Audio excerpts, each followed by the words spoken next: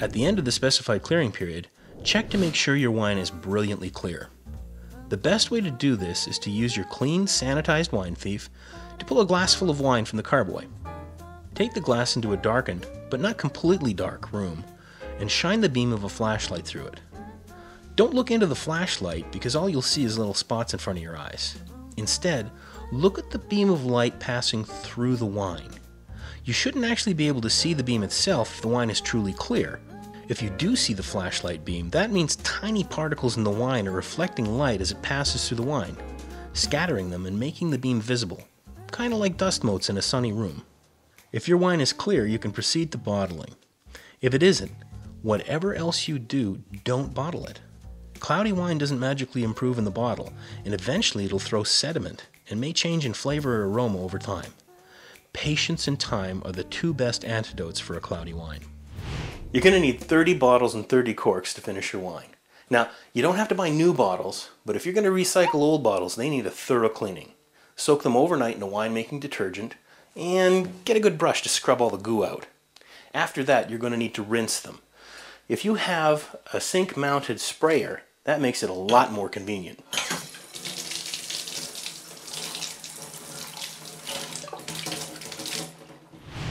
Clean recycled bottles, and even brand new bottles, need to be sanitized with your metabisulfite solution before you use them. While you could do this by pouring a cup of sulfite solution from bottle to bottle, a much better answer is to use an avvinatore and a scolabottiglie. Those are funny Italian words for bottle sulfiter pump and bottle draining tree. As you can see, Paul has the bottles rinsed and drained in no time. If you're ever stuck for a gift for your favorite winemaker, these are wonderful.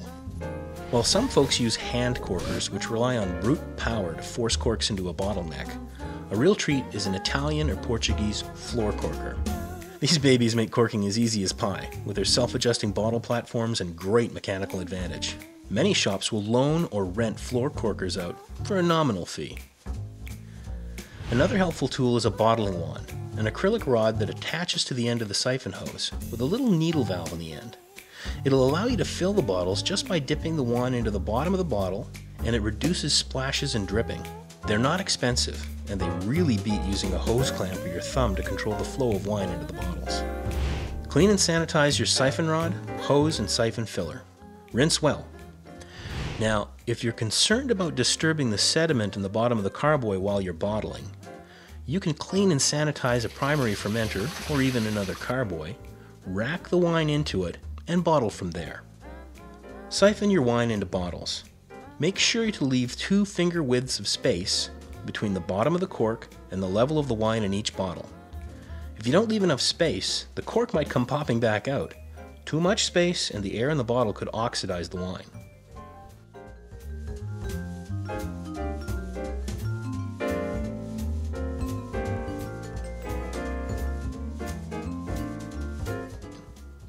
Seal it with a good quality cork.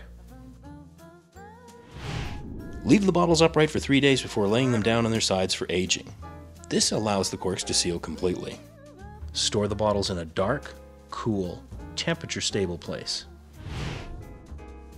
Your retailer will have a selection of attractive labels and capsules that will give your wine a very attractive finished look. Some are even customizable with space for printed messages for gifts and important dates like weddings or anniversaries. The best trick for putting a capsule on top of a wine bottle is to shrink them on with the steam from a kettle. You could use a hairdryer, but that's pretty slow. And a hot air paint stripper works great, but I always wind up scorching the counter. Kettles really do work very quickly and very well.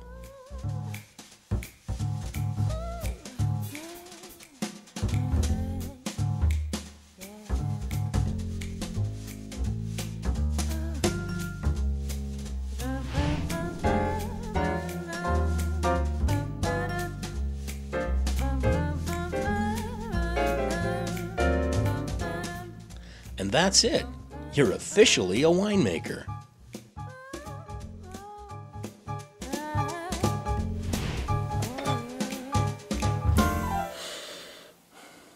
Try and wait at least a month before you open the first bottle. And remember, in 6 months it's going to improve a lot. And some of the wines will take at least a year before they show their best. But the first time you try it, you're going to be proud to say, I made this. Cheers.